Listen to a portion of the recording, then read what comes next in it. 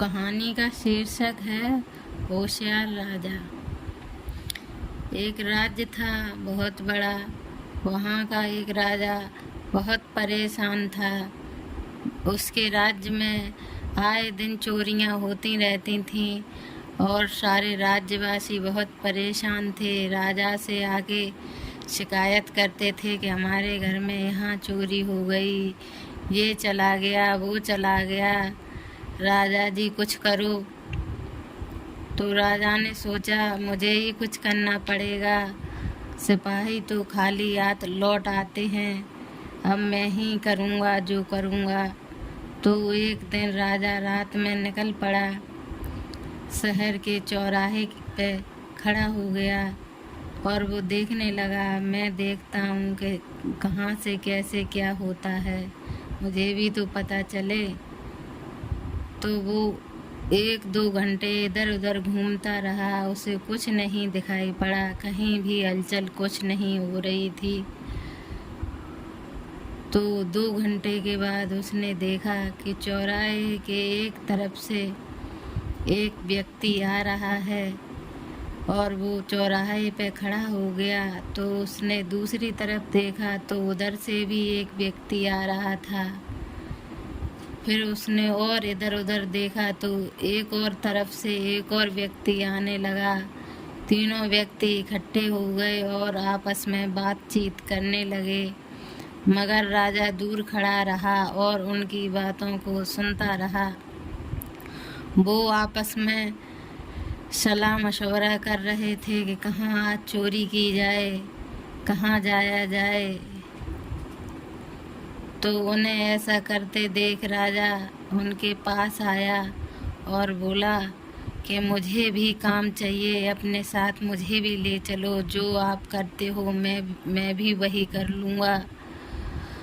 तो वो लोग बोले, ऐसे कैसे हम तुम्हें अपने साथ ले चलेंगे, हम आपको जानते नहीं हैं तो कैसे ले जाएंगे। कि तो राजा बोला, नहीं, मैं आपकी बात मानूंगा, आप जो कहोगे मैं वही करूंगा, आपको धोखा नहीं दूंगा। तो तीनों चोरों ने सोचा ले लेते हैं इसको साथ, हमें भी चौथा साथी मिल जाएगा।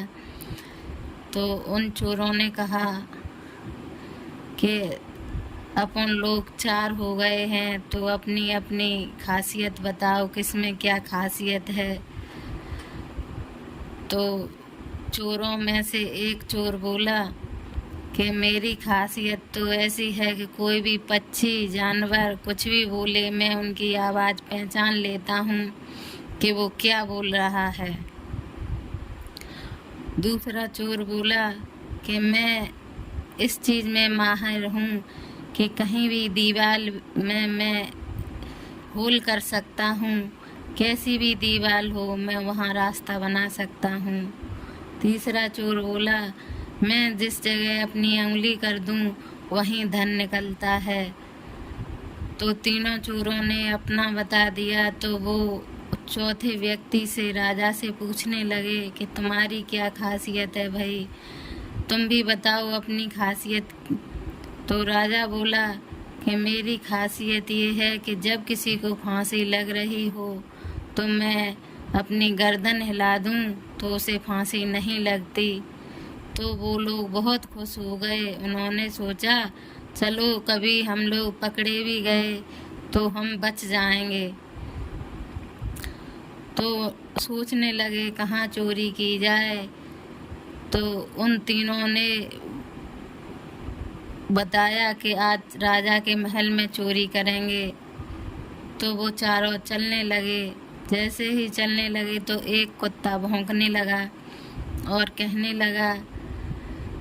तो जो पक्षियों की आवाज़ पहचान लेता था चोर, उसने कहा कि ये कुत्ता तो ये बोल रहा है कि 4 चोर एक राजा, 3 चोर एक राजा, ऐसा बोल रहा है। तो उसके साथी बोलने लगे, अरे तुम्हारी समझ में नहीं आया होगा सही, इसलिए तुम्हें ये सुनाई पड़ रहा है, अच्छे से सुनो। तो उसने दोबारा वही सुना, मगर उसने वही बताया तो कहने लगे, उसकी बात को हंसी में लेने लगे कि ऐसा नहीं हो सकता, राजा क्यों चोरी करेगा। तो उसकी बात को अनदेखा करके वो राजा के महल में चोरी करने पहुँचे। तो दूसरे चोर ने दीवार में होल करके रास्ता बना दिया और राजा के तहखाने में पहुंच गए, जहां सोने चांदी का अथाह भंडार था। तीसरे चोर ने कहा, इससे अच्छी जगह कहाँ मिलेगी, यही सारा धन है, यहीं से हम सब साफ करते हैं। तो राजा बोला, तुम लोग जाओ, मैं बाहर रखवाली करूँगा, कोई आएगा तो मैं तुम्हें बता दूँगा। यदि चारों चले जाएंगे अंदर तो बाहर कौन बताएगा, अभी कोई आ जाए तो उन तीनों ने सोचा, ये सही है, इसको बाहर कर देते हैं, ये नया भी है, ज़्यादा धन देखेगा तो इसका शायद मन में विकार आ जाए। तो वो तीनों चोर राजा के महल में चोरी करने अंदर चले गए तो राजा ने अपने सैनिकों को इशारा कर दिया और चोरों को पकड़वा लिया। दूसरे दिन सुबह जब सभा बुलाई गई तो चोरों से वहाँ पूछा गया कि बताओ, तुमने चोरी क्यों की राजा के महल में। तो पहला चोर बोला, हमने अपनी इच्छा से चोरी की, अपनी जिंदगी बनाने के लिए चोरी की, इसलिए हमने चोरी की।